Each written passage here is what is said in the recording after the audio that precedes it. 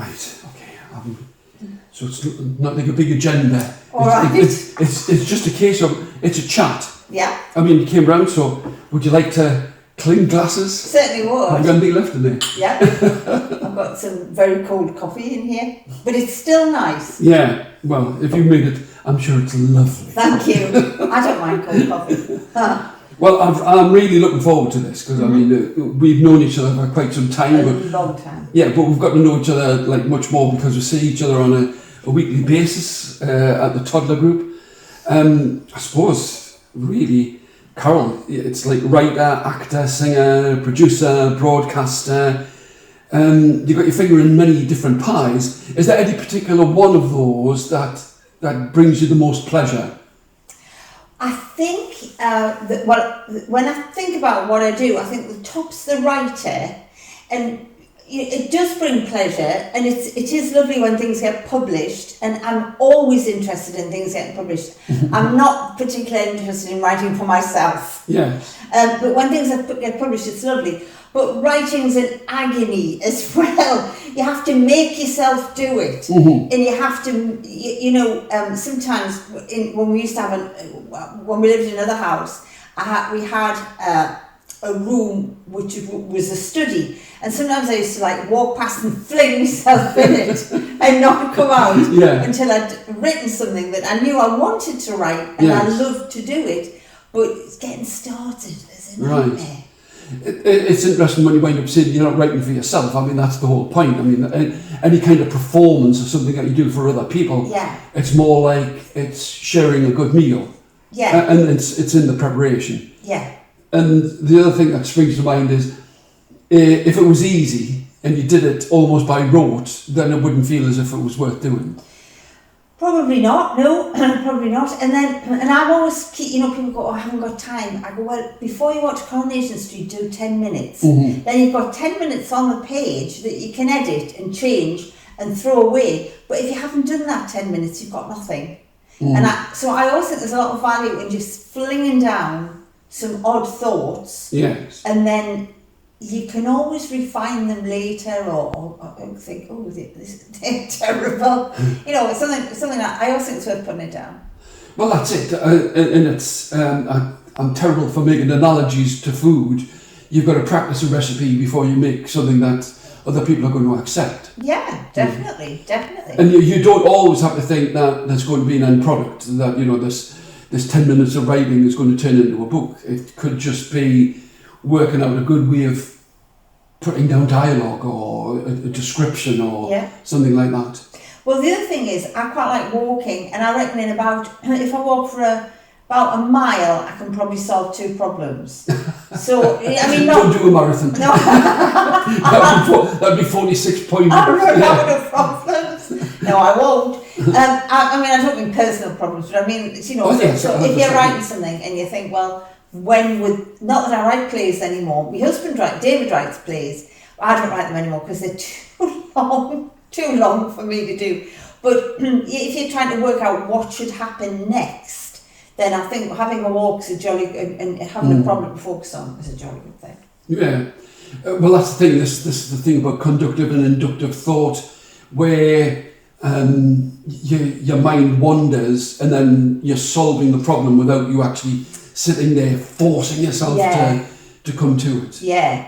It's not like when you wake up at 2 o'clock in the morning and you try to solve a problem and you know for a fact you never will. You just make it worse. Okay, so waking up at like 2 o'clock in the morning, do you also come up with what's called word salad, where you think this is the most brilliant idea in the world and you scribble it down or you speak it into your phone and then you hear it the next day? Maybe if I'm writing a poem, or maybe if I'm, for example, while I was thinking about you coming, and at the end of this, I'm going to ask you some questions for something I'm doing, a project I'm doing on the beach.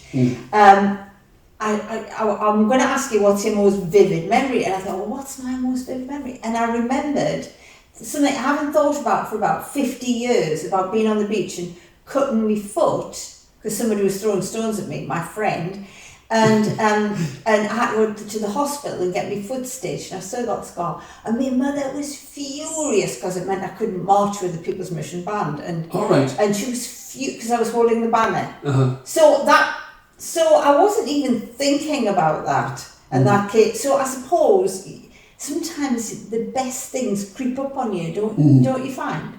Well, this is what I'm saying. It's like if I'm writing a song.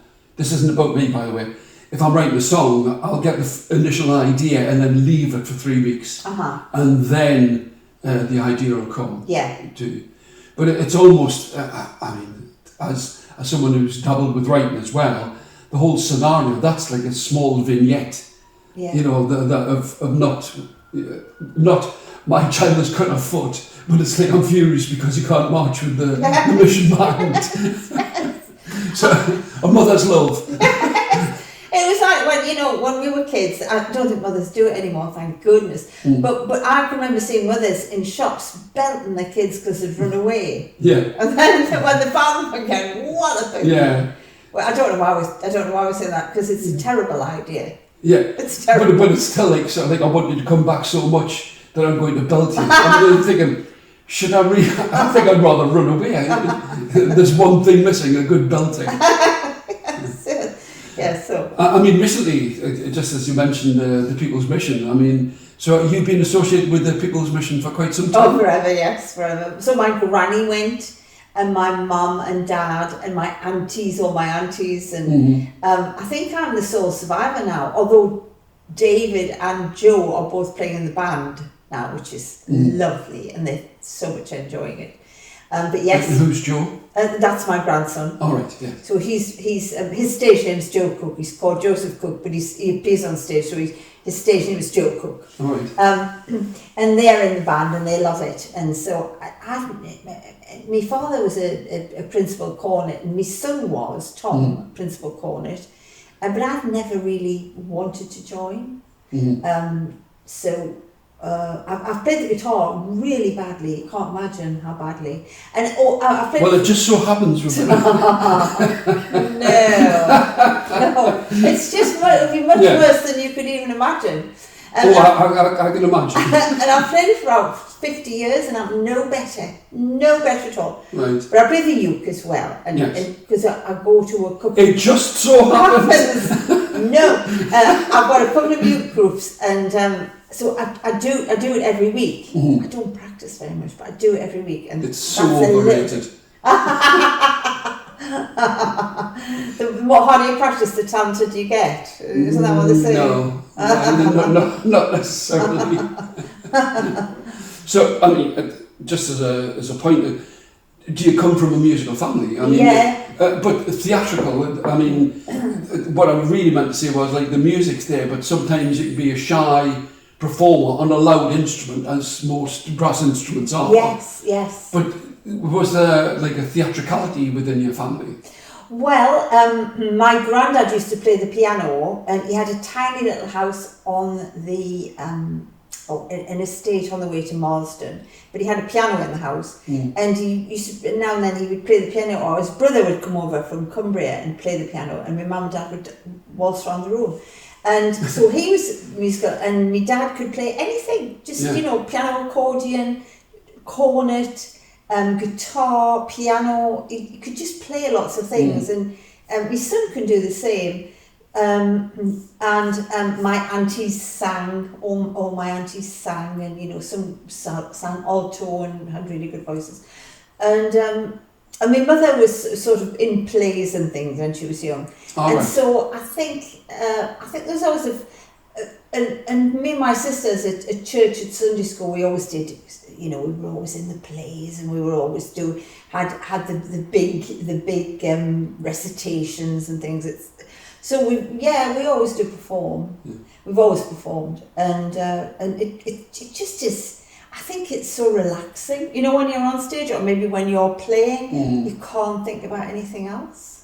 Yes, like a lot of people staring at you, sharpens your resolve. Yeah. Let's say. And all the worries and concerns you have, if you're performing and if you're getting paid, well, even if you're not getting paid, if you're performing, you've got a duty to do the best you can. Absolutely. And so you have to forget about those things and concentrate on the task in hand, which can be very relaxing, I think. Oh yes, yeah, it is. I mean, it's it's quite interesting that you say that.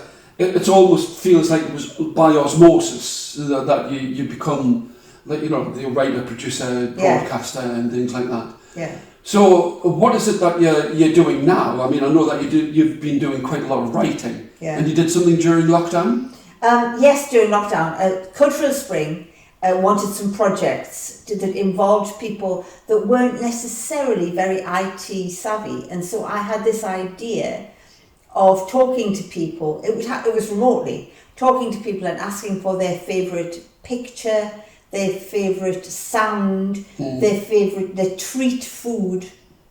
I think there was 4 things. I can't remember what 4 of them. And I contacted people, either phoned them or emailed them, or I used sort of church bulletins, and got lots of images. Just heartbreaking.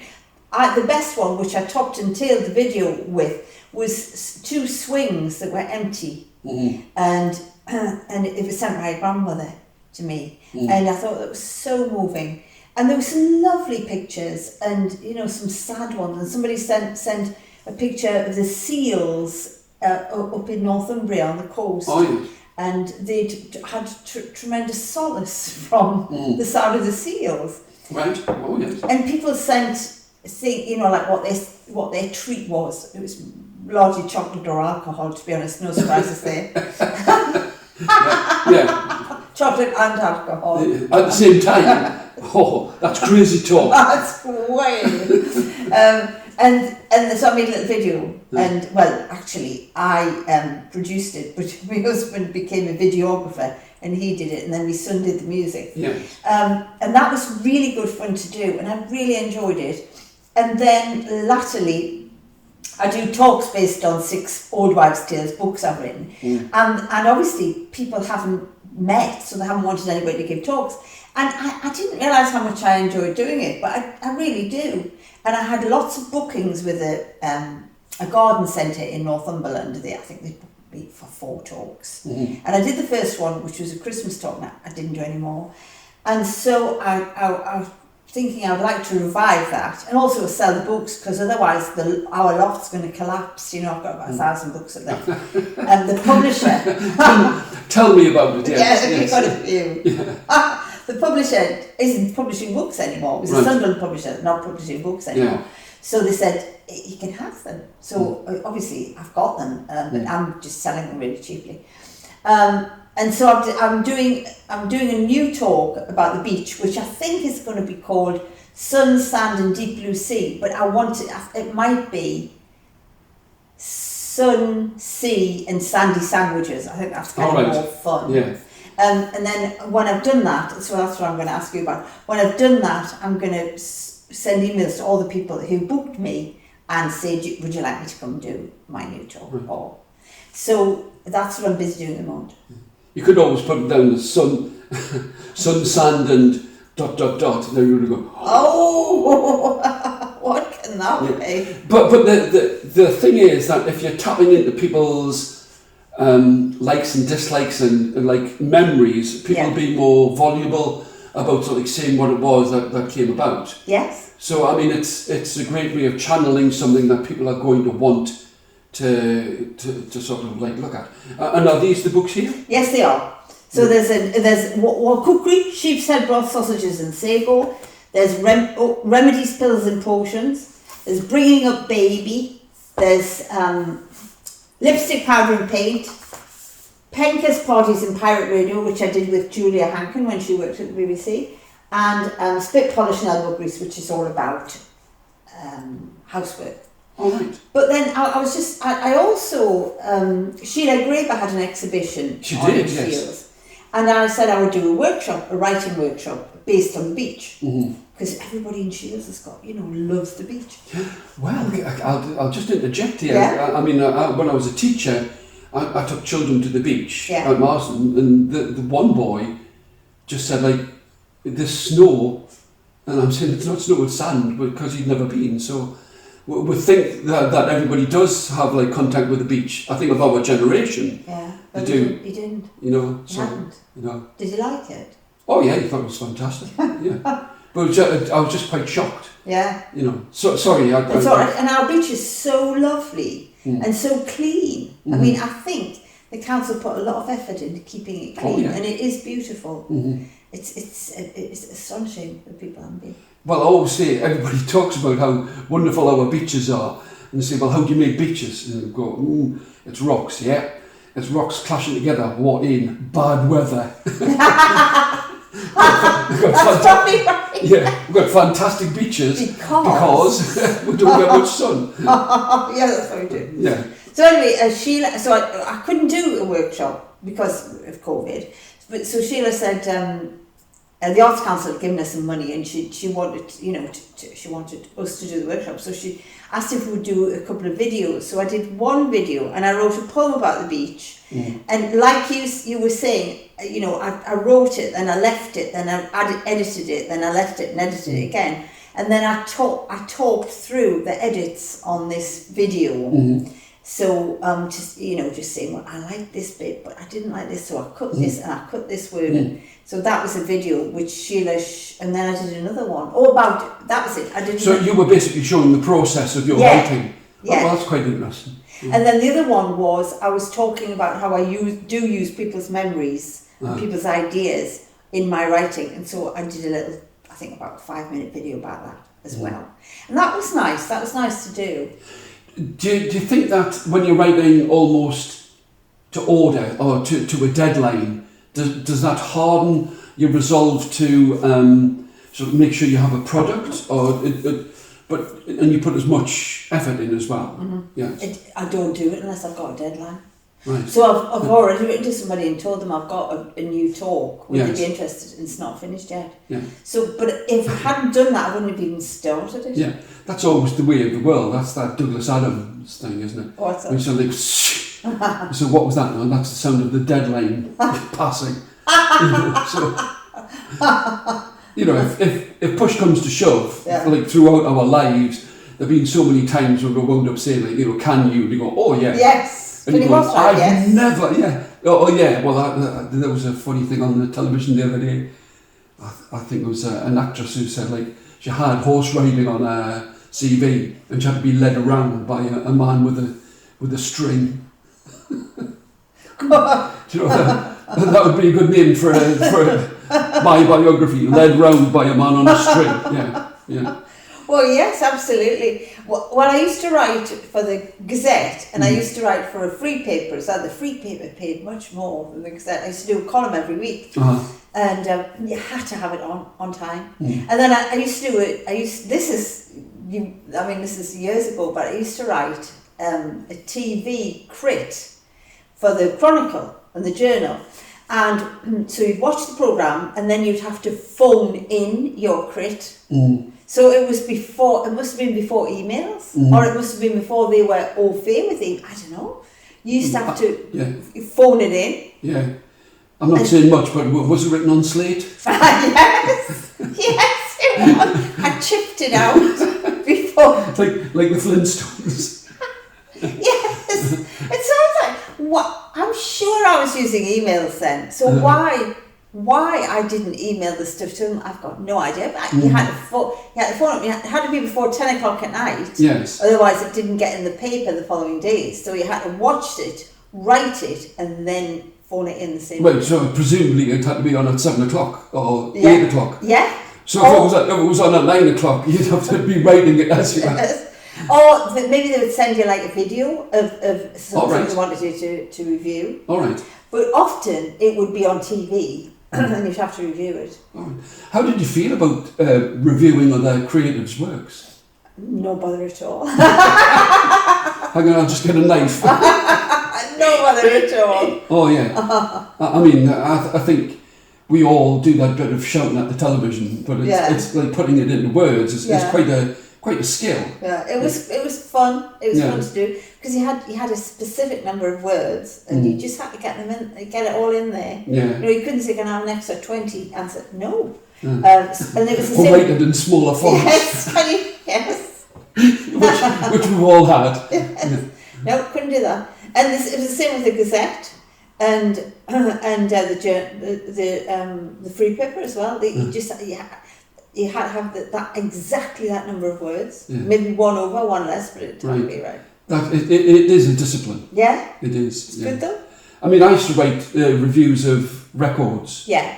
I mean, like proper records, not CDs. And it got to the point where if I didn't like it, I couldn't write something to say. You know, like I think the one I put on sort of like, why use one synthesizer when 15 would do? You know, and I sort of thought, that's pretty mean. It's true, but it's pretty mean. So do you think it was slightly overdone? Do you think the record was slightly overdone? Defined slightly. You know, it was just a kitchen sink. You know, so horrid. Okay, it was horrid. Well, some stuff is though, isn't it? You know, I mean, I got to see some, well, not particularly recently, drama. You know, go and see drama plays. I mean, I just think, oh, it's such a waste of time. You know, just a waste of my time. Mm-hmm. And I sort of I was really brought up to finish a book or see the play out. And finish your dinner? And probably finish the dinner as well, yeah. And so I do have a discipline to do that, but it's such a relief if at half time you can go. Right.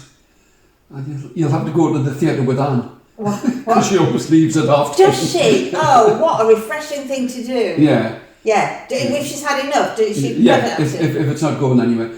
I always feel that I'm hoping for redemption, you know, for the play to sort of like kind of kick in. Yeah. I mean, we've all watched movies and thought this is awful, and then you watch it the second time and go, that's fantastic.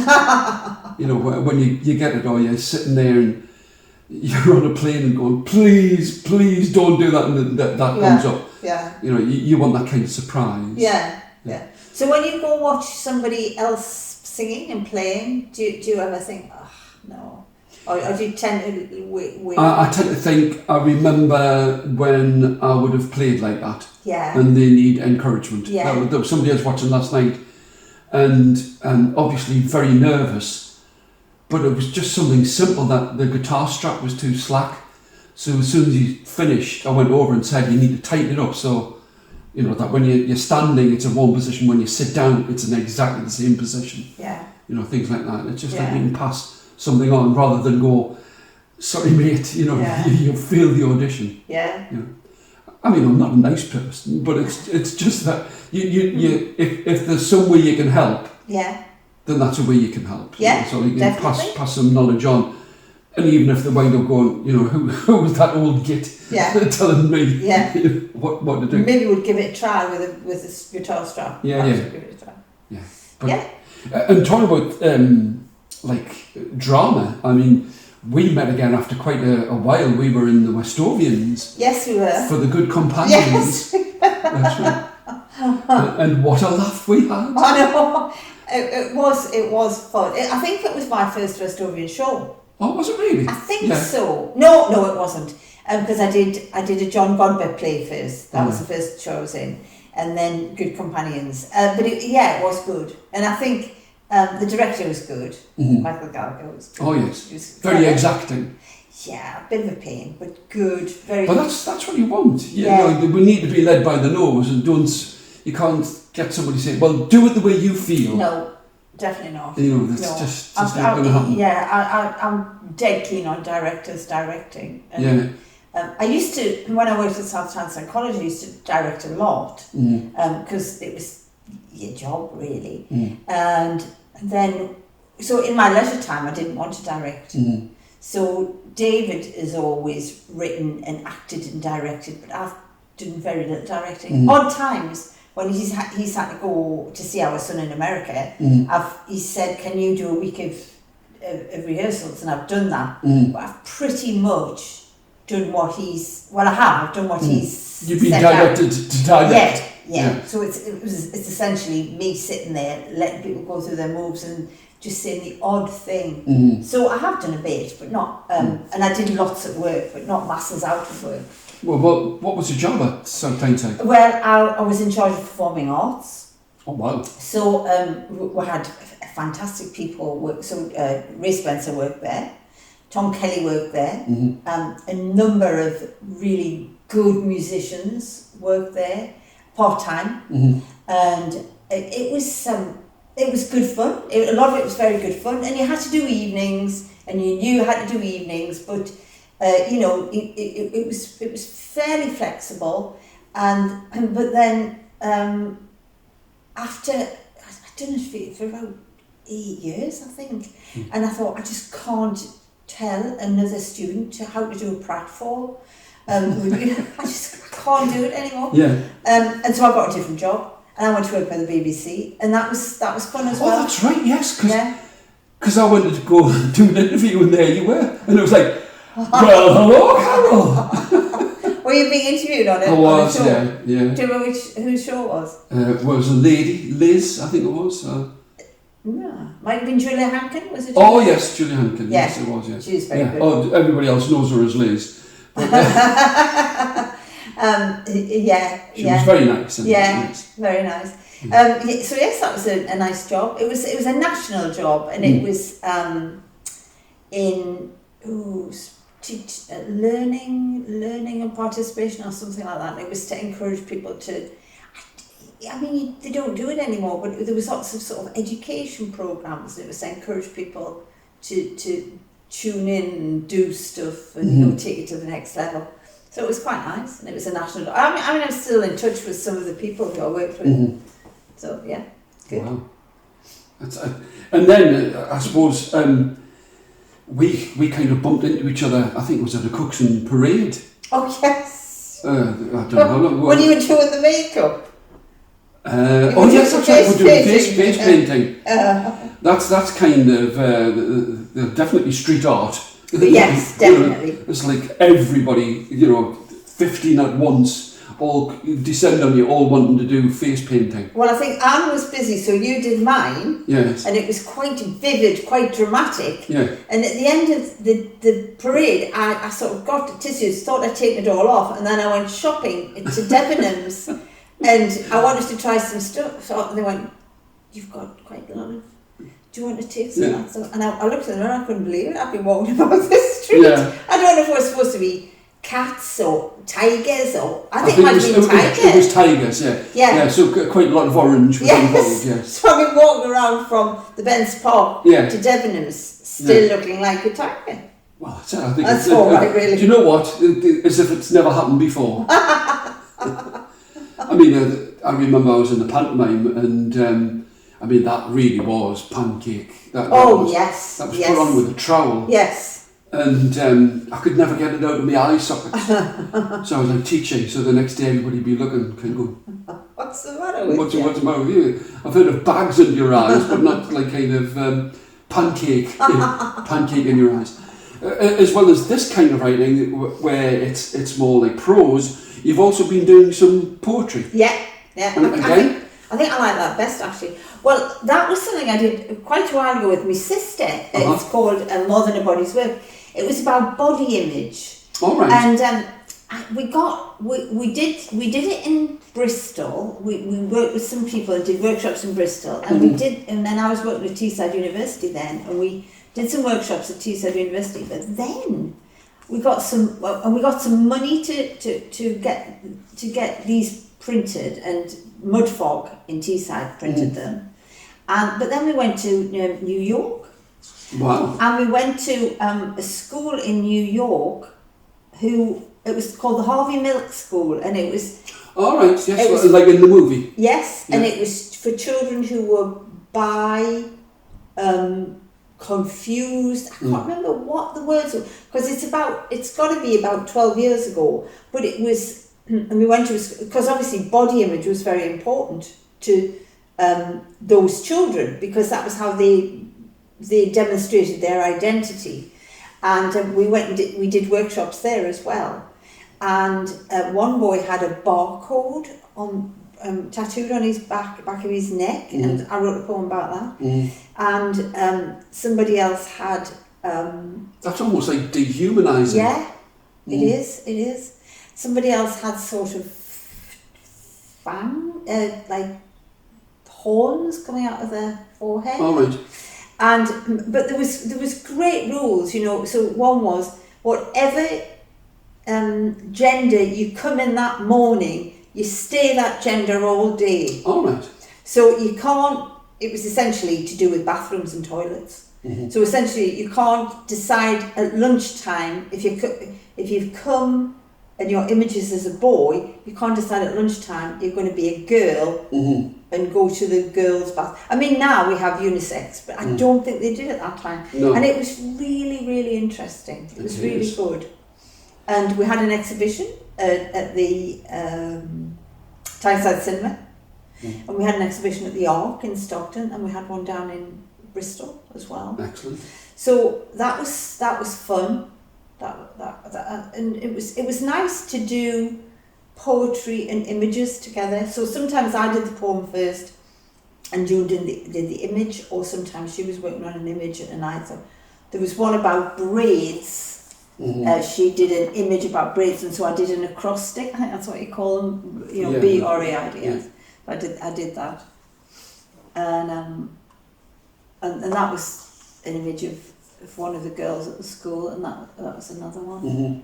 And I'm just seeing if I can see the barcode tattoo one, but I can't at the moment. But it's there somewhere. So yes, and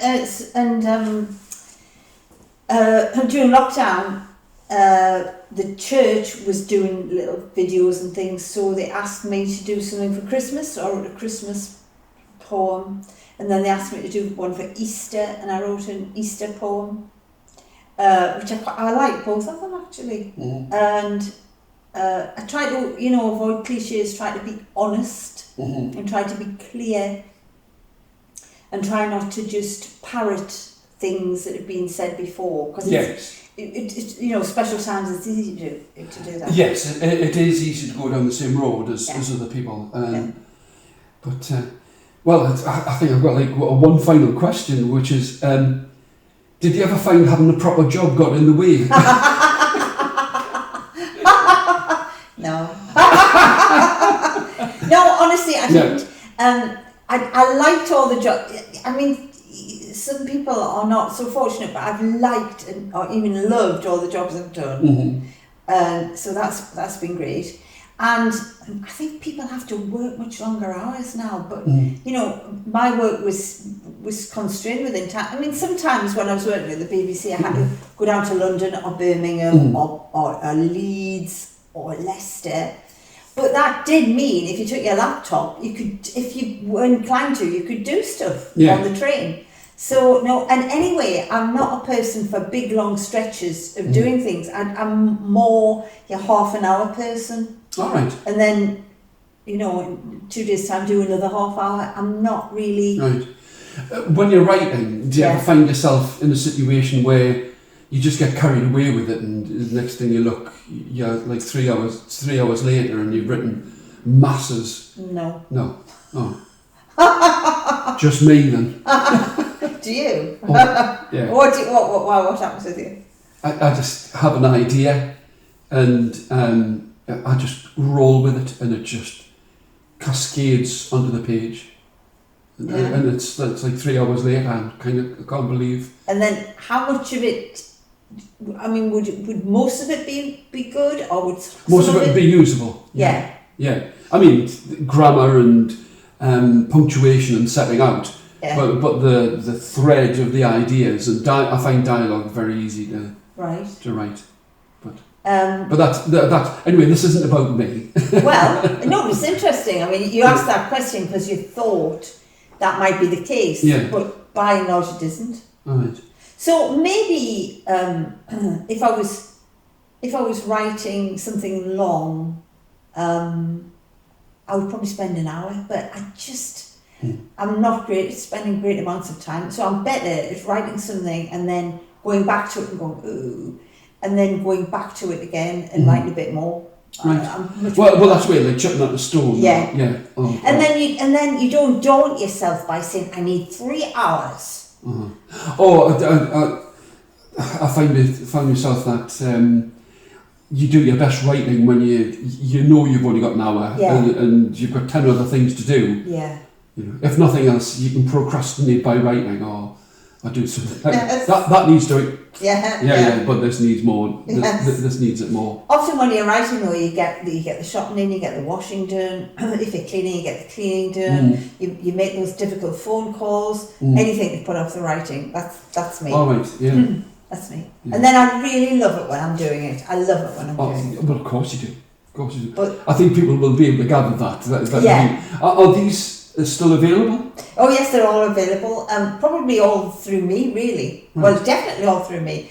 The Old Wives' Tales are, some of them are in the library. The Word, but you can just get them from me because they're cheaper from me. I can just see you now. So, get your lucky books here, all fresh and lovely. Yes. That's great. So, do you know what they wind up saying? Like when you're going to interview somebody, it usually it takes about 20 minutes before you start getting the really good stuff. I think we jumped off a moving train. That was absolutely fantastic. Thank you. I really enjoyed it. I know. It was really fun. Oh, it was fun. It was fun. Thank you. And I know exactly why I was looking forward to this. Thank you very much. Thank you very much. Cheers. That was great. Absolutely fantastic. Yeah. Right. These are only the vaguest of notes because I just wanted to go anywhere. It was great. I mean, we didn't talk about the folk club and no, we didn't, did we? And things like that. Well, I'd have been tempted to sing The Needle of Death. I'd forgotten that. It was so funny, wasn't it? Because all these young, fresh-faced kids sing The Needle of Death. Yeah. Why would you sing that? I'm just going to put the heating on because it's suddenly cold. Can I ask you a couple of questions and just jot the answer that? Thank you. Of course. Yeah, it's great. It was fun.